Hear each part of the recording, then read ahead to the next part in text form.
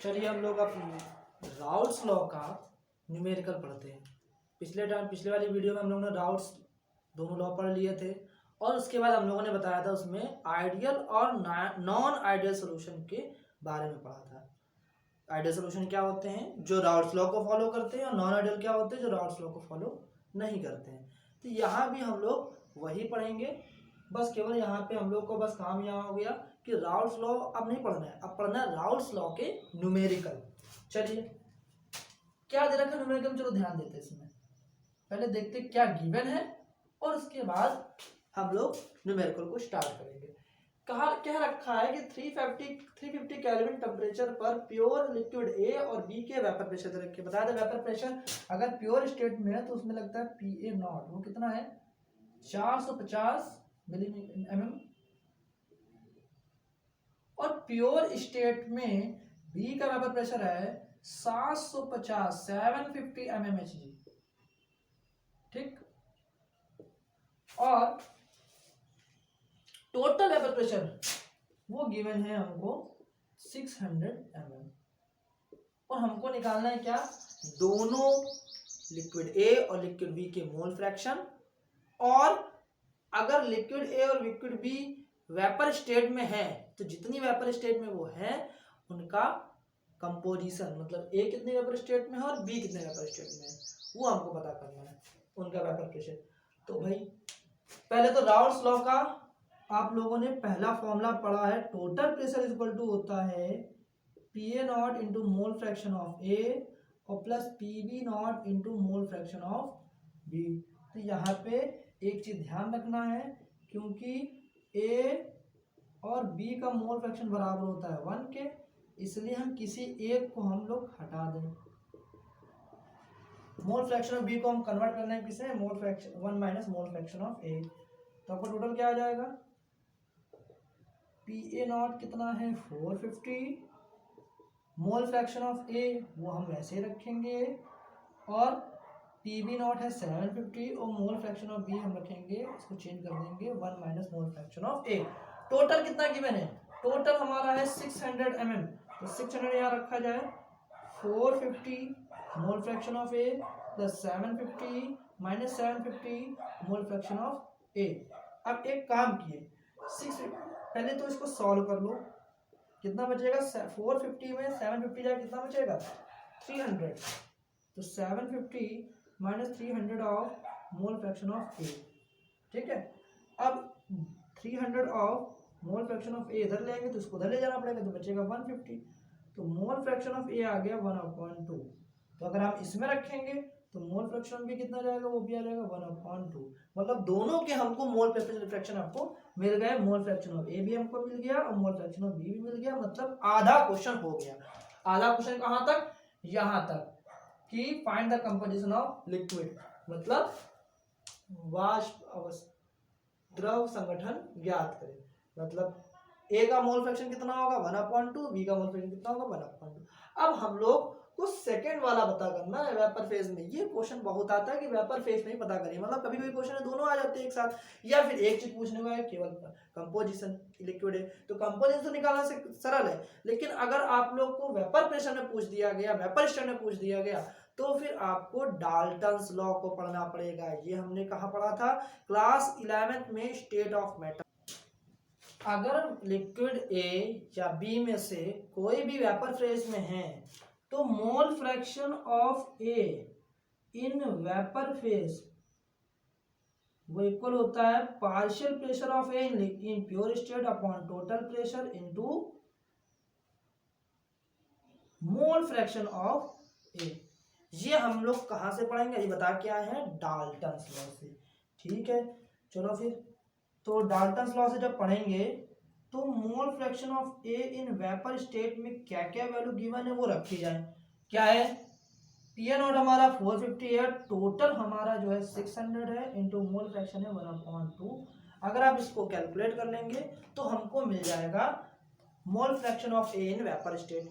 इसी तरीके से अगर हम लोग को बी के बारे में पता करना है वेपर स्टेट का, तो आप लोग वो फॉर्मूला नहीं अपनाएंगे कि दोनों का सम करने पे 1 आ जाए, क्योंकि यहाँ पे कुछ वेपर स्टेट में होंगे तो कुछ लिक्विड स्टेट में होंगे, तो यहाँ पे इसका पॉसिबल नहीं कि 1 आ जाए। इसलिए आपको अलग अलग फॉर्मूले से ही निकालना पड़ेगा।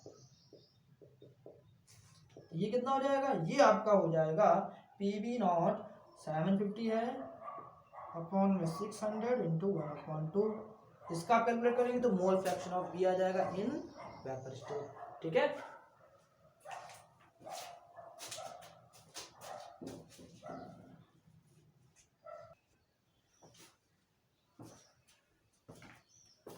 राउल्ट्स लॉ के सेकंड न्यूमेरिकल जो आप लोगों ने सेकंड फॉर्मूला पढ़ा था, the relative lowering of vapour pressure is equal to mole fraction of solute. मतलब किसी भी विलयन के वाष्प दाब का अपेक्षिक अवनमन विलय के मोल प्रभाव के बराबर होता है। वही फॉर्मूला इस वाले में यूज होगा। देखो राउल्ट्स का जो फर्स्ट लॉ है वो सिंपल है, उसका मैंने एक टाइप करा दिया, उससे रिलेटेड क्वेश्चन आप करिए। ठीक है, कुछ नहीं है, बस आपको प्योर स्टेट का वेपर प्रेशर गिवन होगा, टोटल प्रेशर गिवन होगा। कभी कभी क्या कर सकते हैं कि उस लिक्विड की मास दे दिया और उस लिक्विड का मॉलिक्यूलर मास दे दिया, या कभी कभी मॉलिक्यूलर मास हम लोग को पता होता है तो उसके पहले नंबर ऑफ मोल्स निकाले, फिर सबका मोल फ्रैक्शन निकाले, तब जाके राउल्ट्स लॉ लगाए फर्स्ट वाला। ऐसा हो सकता है, या फिर सीधे उन्होंने मोल फ्रैक्शन दे दिया और प्योर स्टेट में वेपर प्रेशर दे दिया, टोटल प्रेशर पूछ लिया। या न्यूमेरिकल ऐसे भी हो सकता है जैसे हमने कराया है कि मोल फ्रैक्शन पूछ ले और टोटल प्रेशर और प्योर स्टेट का प्रेशर गिवन हो। ठीक है, तो इन तीन टाइप के न्यूमेरिकल राउल्ट्स फर्स्ट लॉ से बनते हैं। करें फिर हमसे पूछें। अब सेकंड जो फॉर्मूला पढ़ा था उस टाइप का न्यूमेरिकल है ये। उस देखो सिंपल, ये वाला तो सिंपल है, मैंने इसका बताया भी था इसके बारे में। इसमें क्या है, एक 114 ग्राम ऑक्टेन, ऑक्टेन मतलब C8H18। ठीक है, ऑक्टेन में कितना हम नॉन वोलेटाइल सॉल्यूट मिला दे, उधर नॉन वोलेटाइल सॉल्यूट का मॉलिक्यूलर मास है, ग्राम पर मोल अगर कहीं यूनिट आ जाए तो वो मॉलिक्यूलर मास की यूनिट है। ठीक, तो वो नॉन वोलेटाइल सॉल्यूट का मॉलिक्यूलर मास रखा है 40। अब कहा गया है कि अगर हम कितना ऑक्टेन मिलाए, कितना नॉन वोलेटाइल सॉल्यूट मिलाए जिससे कि वेपर प्रेशर क्या हो जाए 80% रिड्यूस हो जाए। तो अगर हम लेट कर ले कि पहले वेपर प्रेशर 100 था, ठीक है, तो 80% रिड्यूस हो गया, तो मतलब P ऑफ S हो गया 80 mm, रिड्यूस हो गया 80% हो गया। अब मॉलिक्यूलर मास ऑक्टेन का, तो ऑक्टेन का पहले तो मास पता कर लो। ऑक्टेन का मास हमारा है W ऑफ A, इसको लिए पता कर लो। ऑक्टेन का मास है 114 ग्राम, है क्या ये ऑक्टेन, तो C8H18। अब इसका मॉलिक्यूलर मास कितना हो जाएगा, तो 12 गुणे 8 प्लस 18, तो कितना हो जाएगा, आप कैलकुलेट करेंगे तो 96 प्लस 18, तो 114 मेरे ख्याल से इसका मॉलिक्यूलर मास भी आ जाएगा। अब अगर हम बात करें किसकी, नॉन वोलेटाइल सॉल्यूट की, जिसके बारे में हमको पता नहीं, उसको हमने मान लिया B, उसका मास वही तो कैलकुलेट करना है। अच्छा, मॉलिक्यूलर मास वो उन्होंने ब्रैकेट में गिवन कर रखा है 40 है। ठीक, अब वाष्प दाब का अपेक्षिक अवनमन विलय के मोल प्रभाज के बराबर होता है। The relative lowering of vapour pressure of solution is equal to mole fraction of solute. वही आपको फॉर्मूला लगाना है, P0 minus PS upon P0 equal to mole fraction of solute. यहाँ सॉल्यूट क्या है, B। ठीक है, तो भैया number of moles of solute upon total number of moles. लेकिन पता होगा कि Na प्लस NB को नियरली इक्वल टू क्या लिख सकते हैं हम लोग, क्योंकि सॉल्यूट बहुत कम होता है ना, NB ही लिख सकते हैं। हमारा सॉल्यूट यहाँ पे क्या है, सॉल्वेंट, सॉल्वेंट हमारा 114 है, वो भी ऑक्टेन वाला। ऑक्टेन हमारा क्या है, A वाला है, इसलिए सॉल्वेंट ज्यादा होगा और सॉल्यूट कम होगा। क्योंकि राउल्ट्स लॉ का लिमिटेशन में यही कहा गया है कि सोल्यूशन वेरी डाइल्यूट होना चाहिए। ठीक है, और सॉल्यूट उस सॉल्यूशन में रिएक्शन भी नहीं करना चाहिए। तो वेरी डाइल्यूट का मतलब क्या है कि जो सॉल्यूट है वो बहुत कम मात्रा में होना चाहिए। तो सॉल्यूट हमारा है B, तो B बहुत कम मात्रा में होना चाहिए, तो इसका मतलब टोटल सम जो होगा वो नियरली इक्वल है। जैसे कि मान लिया अगर आपने सॉल्वेंट लिया 1 मोल और सॉल्यूट अगर आपने इसमें मिलाया 0.005 मोल, तो जरा माइनस करो इसको, तो कितने का 0.995, तो ये नियरली इक्वल टू 1 ही तो हम ले सकते हैं। इसलिए यहाँ पे हम लोग 1 मतलब क्या, सॉल्वेंट का मोल फ्रैक्शन, तो हमने सॉल्वेंट का मोल फ्रैक्शन के बराबर इसको कर दिया। तो P0 minus PS upon P0 equal to NB upon NA। तो W ऑफ B, इसको सॉल्व करेंगे तो W ऑफ B इंटू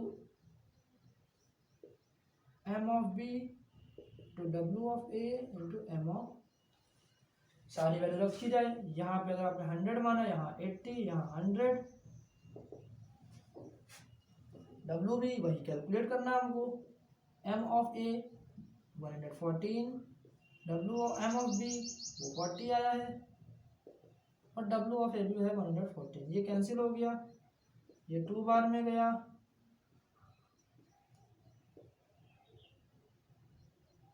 तो मास B का आ गया है 10 ग्राम। मतलब 10 ग्राम अगर आप ऑक्टेन डिसॉल्व करेंगे, किसमें, 10 ग्राम नॉन वोलेटाइल सॉल्यूट अगर डिसॉल्व करेंगे 114 ग्राम ऑक्टेन में, तभी आपका वेपर प्रेशर 80% रिड्यूस होगा। ठीक है।